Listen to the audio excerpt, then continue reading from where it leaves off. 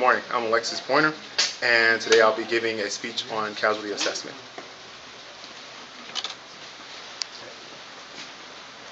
Go ahead, I'm going to go over here. Thank you. Good morning, everybody. I'm Alexis Pointer, and I'll be giving a speech on casualty assessment for Public Speaking 1010.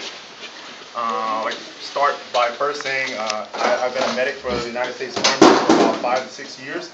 I enjoy my job greatly, and it brings me great pleasure to be able to share my experience and knowledge with you all today. Let me start by asking you a question. How many of us in the audience have loved ones? A show of hands. Very good. So we all have loved ones that we care about. Would you do anything possible to save their lives? Yes, absolutely. Right. Excellent then. All right, well, the knowledge that you will learn from this class will help you save a life anywhere. All right, it will provide you with a logical type of assessment to be able to look for injuries and treat those injuries in a loved one. Let us first start by talking about the general impression. A general impression is the initial information gathered from a casualty. We think about things like scene setup or the scene size up, or situation awareness. What that means is if there's a casualty who's been electrocuted, we don't want to try to rescue that casualty lest we become electrocuted ourselves. We need to take things like that into consideration. All right, we can also learn from our casualties about ABCs. ABCs are airway, breathing, and circulation. So if we're able to talk to our casualty and our casualty is able to answer us, then we'll be able to learn things about if they have an open airway, and if they're breathing, and if they have a good heart rate. Once we've gathered information about their general impression or the initial information, then we can move on to a logical approach to a casualty assessment. And the way we do that is by what I have written here on the board. So we start with our primary assessment. Our primary assessment will allow us to evaluate a casualty in a logical and thorough manner, as well as it will give us an ability to treat those life-threatening injuries. So if you think about the primary assessment, it follows a head-to-toe type sequence. Sequence is key. It enables us to find those life-threatening injuries, and it should be performed rapidly.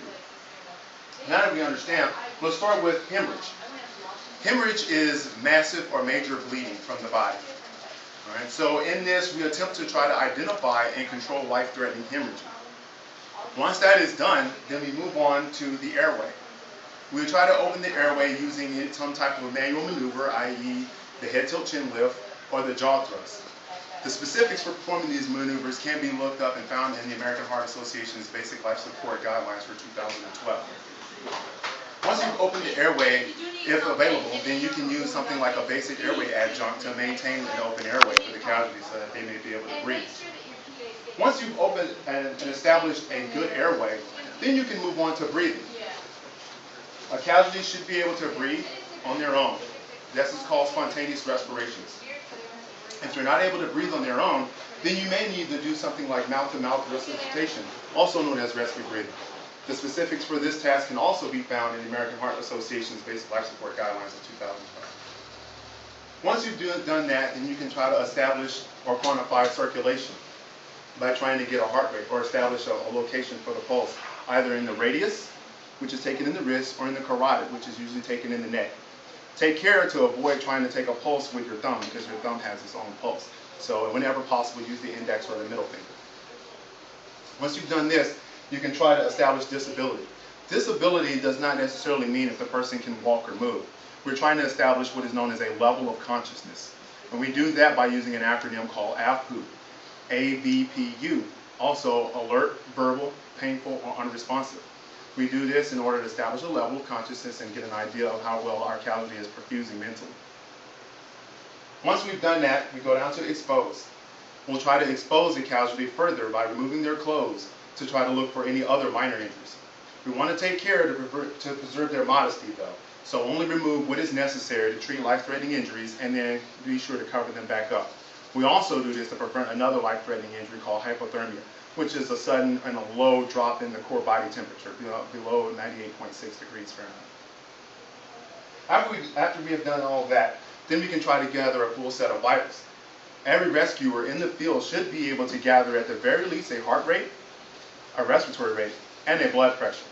Again, the specifics for these tasks can also be found in the American Heart Association's Basic Life Support Guidelines for 2012.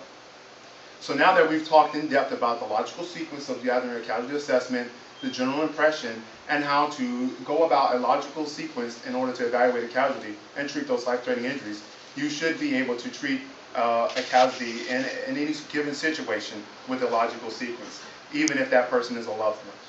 At this time, thank you for listening to my presentation. Are there any questions? No, sir. Thank you. Have a nice day. Thank you. Let me, Have- Just hit it again. let me get your classroom.